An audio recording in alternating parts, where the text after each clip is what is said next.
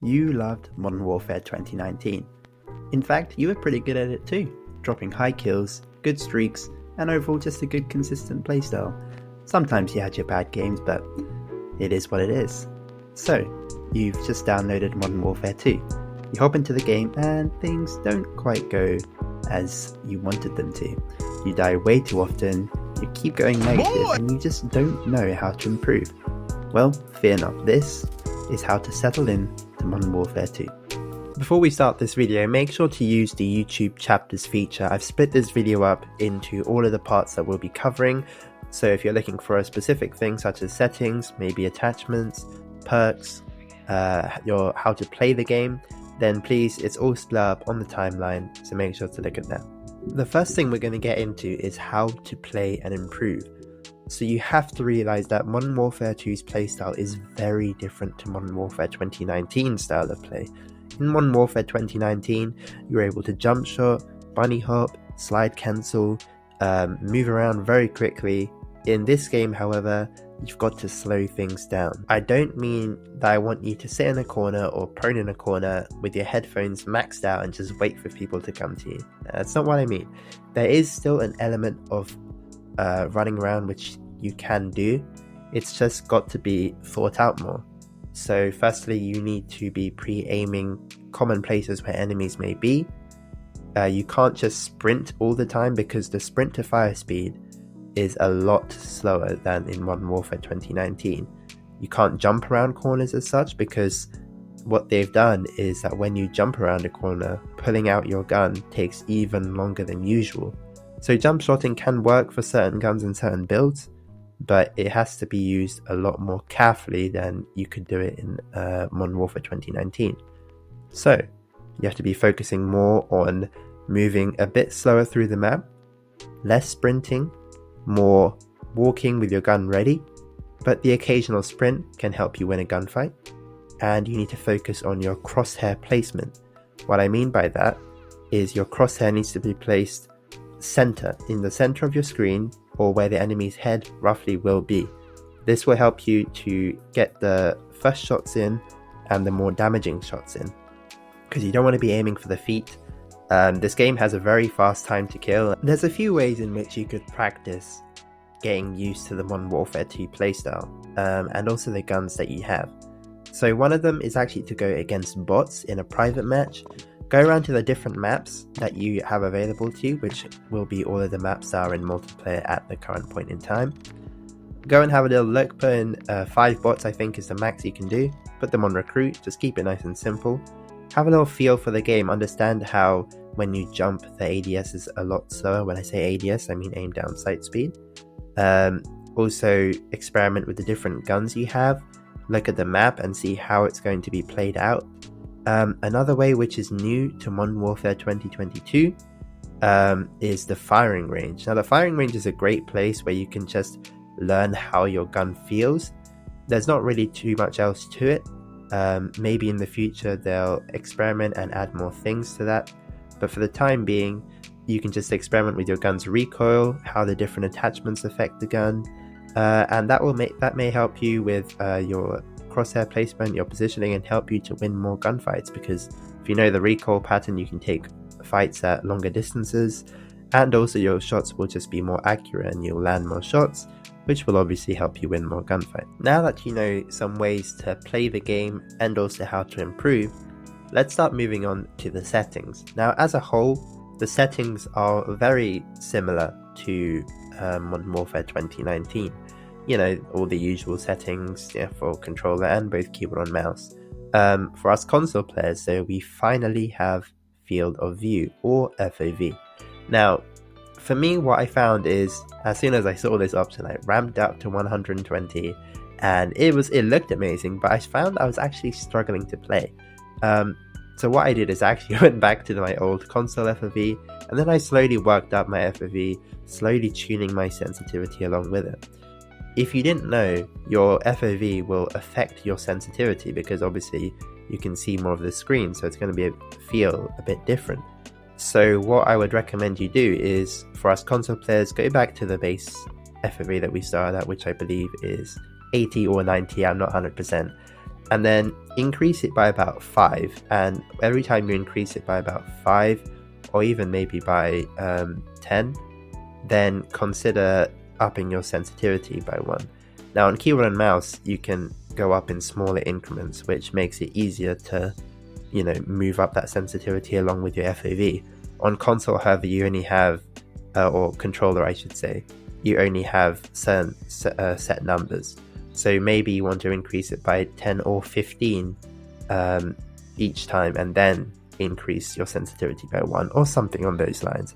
But anyways, experiment with it and find out what's comfortable. You obviously have the affected or independent section, which basically means when you aim down sights with iron sights, do you want your screen to zoom in or stay back? Affected keeps it back, independent zooms it in. So experiment with all of these things. It can affect your sensitivity, so think about that when you're changing it. But obviously if you can get used to it, go to 120 or maybe at least 110, 120. I understand that 120 may affect your aim assist a little bit, so experiment in that section because that's going to give you the most competitive advantage. But if it doesn't suit you, if you get a bit motion sick, then obviously drop it down a little bit. But I would definitely recommend increasing this at least a little bit. Alright, let's move on to the next segment of our video, which is going to be going over attachments and weapon tuning. So attachments, I don't know if Modern Warfare 2 have intended this, but attachments kind of affect the weapon in a negative way. I think they are planning on fixing this in the near future, but for the time being, attachments as a whole don't offer the greatest advantage to your gun. So for the time being, I would experiment with a few attachments. I found that the sights are fine. There are some things which improve aim down sight speed, which is needed, but sometimes the barrels and the suppressors can kind of mess with your gun a little bit. I would say don't really worry about that for now, just experiment and see which one works well for you. Alright, let's move on to perks. Now, perks have changed from Modern Warfare 2019 to Modern Warfare 2. It's a new system. Although the perks are generally the same as they were before, there's a few extra added perks. We'll go over that now. Firstly, let me talk about the new perk system. So basically, you get 4 perks. However, you can equip 2 of them, which will be effective at the start of the match. And then, during the match, you can earn a bonus perk and an ultimate perk.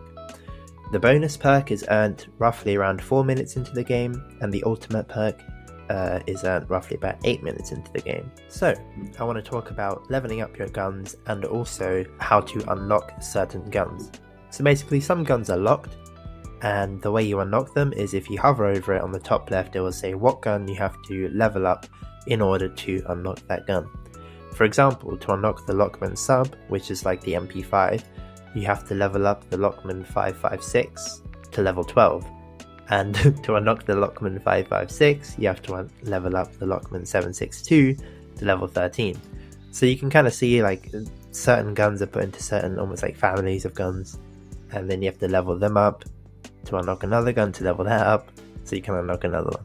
It's kind of like that. It's a bit long sometimes, but it kind of lets you experiment with different guns and stuff like that. For leveling up guns, of course, you know, there's various different methods to it. I mean, the method I'd say that is the most legit and trustworthy one, and also an effective one too, is run the extra tactical perk, and if you can or have it, run restock as your bonus perk. And then what you want to do is equip decoy grenades, throw them roughly into the middle of the map or where the enemies are, and when your teammates get kills, you will get passive XP for that. And then obviously just use your gun as normal and just get as many kills as you can.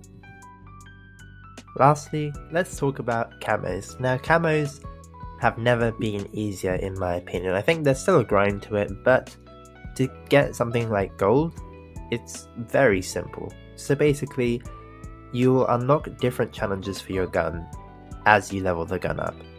But from the get-go, you just have to get 50 kills with the gun.